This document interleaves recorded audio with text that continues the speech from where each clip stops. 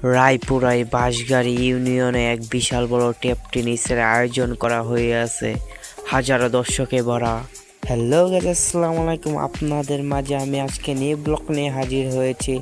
আমি সাদ্দাম সরকার, আমাদের চেয়ারম্যান মাননীয় আসম শিকদারের টিম ম্যানেজার এবং চরমোদা ক্রিকেট একাদশ আজকে বাঁশগাড়ির সাথে লড়াই করবে। হাজারো মানুষের ভিড় আমাদের চরমোদা ইউনিয়ন থেকে টেপ টেনিসের রাজাদের দেখতে। আমরা সকাল সকাল রওনা দিয়ে দিলাম, মাঠে চলে আসলাম। মাঠ কিন্তু ফাঁকা, মেন কিন্তু এখনো আসা হয়নি। হাজারো দর্শকে ভরা সবুজে শ্যামলী বাঙালি আমাদের বাঁশগাড়ি ইউনিয়ন, বাঁশগাড়ি ক্রিকেট একাদশ বনাম চরমোদা ইউনিয়ন ক্রিকেট একাদশ প্লেয়াররা কিন্তু মাঠে চলে এসেছে, জাতীয় সঙ্গীতের জন্য প্রস্তুত হয়েছে।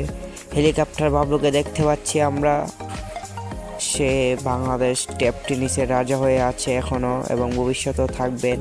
হেলিকপ্টার শট দিয়ে হাজারো দর্শকের মন কেড়েছে এবং রাসেল আহমেদ শুক্কুর, যার কথা বললেই নয়, বাংলাদেশের সেরা 2 নম্বরে আছে রাসেল আহমেদ শুক্কুর।